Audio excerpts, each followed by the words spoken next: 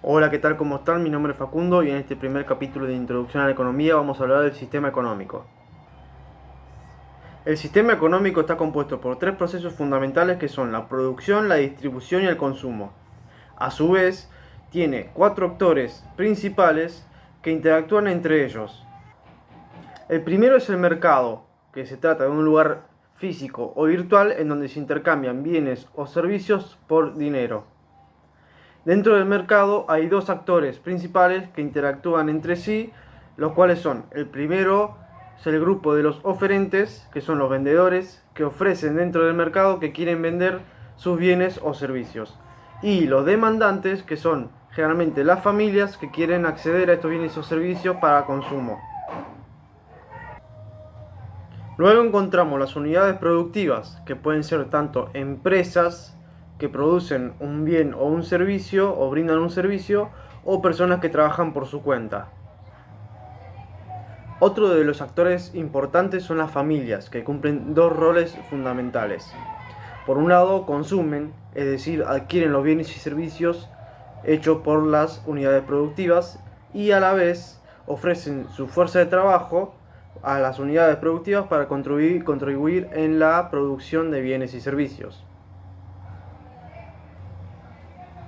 Por último, tenemos los bienes intermedios o insumos, que son bienes que se utilizan dentro de una cadena de producción para elaborar bienes finales. En este caso es importante tener en cuenta que lo que va a determinar si un bien es intermedio o final es el destino del mismo. En este caso, si un bien es destinado a una cadena de producción para elaborar otro bien, será un bien intermedio. En cambio, si es destinado para el consumo de una familia, es un bien final. Además de estos cuatro actores principales, encontramos también los factores productivos, que son diferentes recursos que se utilizan de forma variada para la producción de bienes y servicios. Los tres tipos principales de factores productivos son los recursos naturales, como tierras, minas o yacimientos; el capital real, como maquinaria, herramientas, equipos; y la fuerza de trabajo, que es la mano de obra. Al propietario de cada uno de estos factores productivos les corresponde una remuneración por la utilización de los mismos. El propietario de los recursos naturales obtiene una renta. El propietario del capital real de las maquinarias obtiene un beneficio o ganancia. Y el propietario de la fuerza de trabajo, es decir, el trabajador, obtiene un salario por las acciones realizadas. Una vez comprendidos estos conceptos, se puede comenzar a analizar el flujo del ingreso. Por ejemplo, una unidad productiva que decide producir bienes va a tener que realizar las siguientes acciones. En primer lugar, a través del mercado de factores de la producción, va a contratar el factor fuerza de trabajo, al cual pagarán a cambio un salario que les permitirá a las familias consumir los bienes y servicios que necesiten. En segunda instancia, a través del mercado de insumos, adquirirá aquellos bienes intermedios que necesita para producir. Además de la fuerza de trabajo que contrató y de los bienes intermedios que adquirió, la unidad productiva pondrá a disposición ciertas maquinarias necesarias para producir los bienes que necesitan. Una vez terminado el bien final, la unidad productiva lo podrá ofrecer dentro del mercado de bienes finales, y las familias lo demandarán para consumo personal, utilizando para ello el salario que fue recibido a cambio de ofrecer su fuerza de trabajo a la unidad productiva. Los ingresos que obtiene la unidad productiva por las ventas de este bien le permitirán adquirir nuevamente trabajo e insumos, producir y vender el bien, dando lugar a un reinicio del ciclo del flujo de ingresos. Las unidades productivas, de acuerdo a la actividad que desarrollen, se clasifican en tres sectores principales. El sector primario, que son las actividades ligadas a la explotación directa de recursos naturales, como la pesca, la minería y la agricultura. Dentro del sector secundario encontramos todas las actividades que las unidades productivas llevan a cabo para transformar materias primas en bienes intermedios o finales. Por ejemplo, el molino que utiliza trigo para producir harina, o una panadería que utiliza harina para producir pan.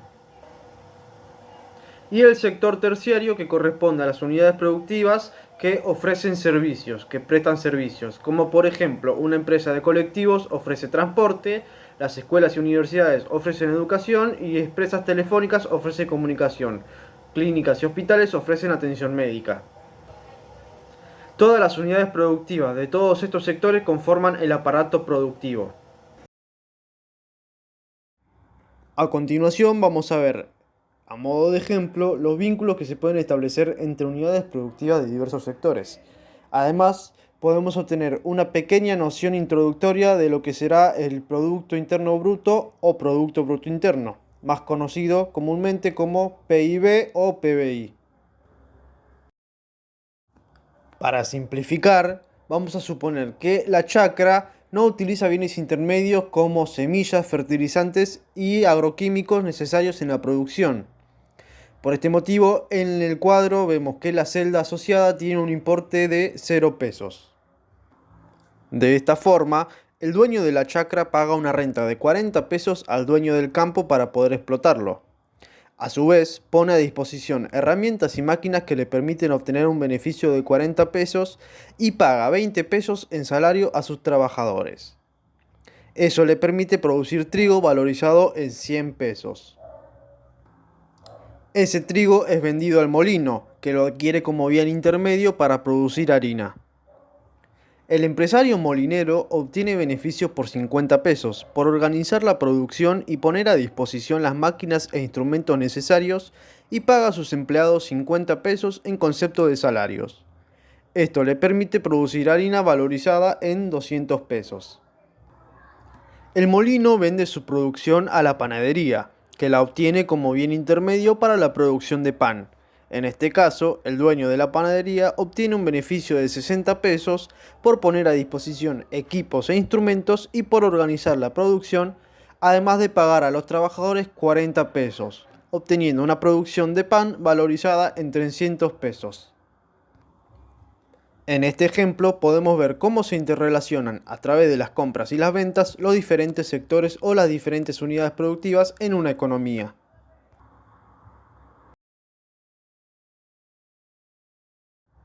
Para responder a esta pregunta podemos utilizar cualquiera de los tres enfoques o métodos que se explicarán a continuación, aunque la respuesta será la misma en los tres casos. Si utilizamos el método del producto, la riqueza que se genera equivale a la suma de todos los bienes y servicios finales que se producen en una economía en un periodo determinado. Esta economía imaginaria que utilizamos de ejemplo solo produce bienes y solo uno es un bien final, el pan. Se produce pan valorizado por 300 pesos. Hay que tener presente que la totalidad del trigo producido se transforma en la harina, y la harina es la que se contabiliza dentro de la producción de pan. Es decir, dentro de los 300 pesos de pan hay incluidos 200 pesos de harina, que a su vez incluyen 100 pesos de trigo. En este ejemplo, tanto la harina como el trigo son bienes intermedios, que son utilizados para la producción de pan, el bien final.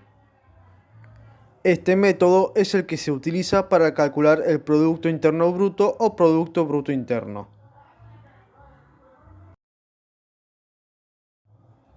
Otro método es el método del ingreso. Este método consiste en sumar todos los ingresos que se generan en todos los sectores. De esta forma, observamos que la chacra genera ingresos por 100 pesos, 40 pesos de renta, 40 pesos de beneficios y 20 pesos de salarios. El molino genera ingresos por 100 pesos, 50 pesos de beneficios y 50 pesos de salarios. Finalmente, la panadería genera ingresos por 100 pesos, 60 pesos de beneficios y 40 pesos de salarios. Si sumamos los ingresos de cada sector, 100 pesos, más 100 pesos, más 100 pesos, obtenemos ingresos totales por 300 pesos, que equivalen a la riqueza que se generó en esa economía. Por último, encontramos el método del valor agregado, que consiste en calcular el volumen de producción de cada sector y restarle los bienes intermedios utilizados. En la chacra se produce 100 pesos de trigo y no se utilizan bienes intermedios. Por lo tanto, 100 pesos menos 0 pesos es igual a 100 pesos. En el molino se producen 200 pesos de harina y se utilizan 100 pesos de bienes intermedios, que es el trigo. Por lo tanto, 200 pesos menos 100 pesos igual a 100 pesos. En la panadería se producen 300 pesos de pan y se utilizan 200 pesos de bienes intermedios, que es la harina. Por lo tanto, 300 pesos menos 200 pesos igual 100 pesos. Si sumamos el valor agregado por cada sector, 100 pesos más 100 pesos más 100 pesos, obtenemos un valor agregado de 300 pesos para toda la economía, que coincide con la riqueza generada. En los tres casos, medimos la creación de riqueza desde tres ópticas diferentes. El resultado es el mismo porque el fenómeno analizado es el mismo, salvo que se siguieron diferentes caminos. Bueno, esto fue todo. Espero que les haya gustado, espero que lo hayan comprendido y los espero en el capítulo número 2.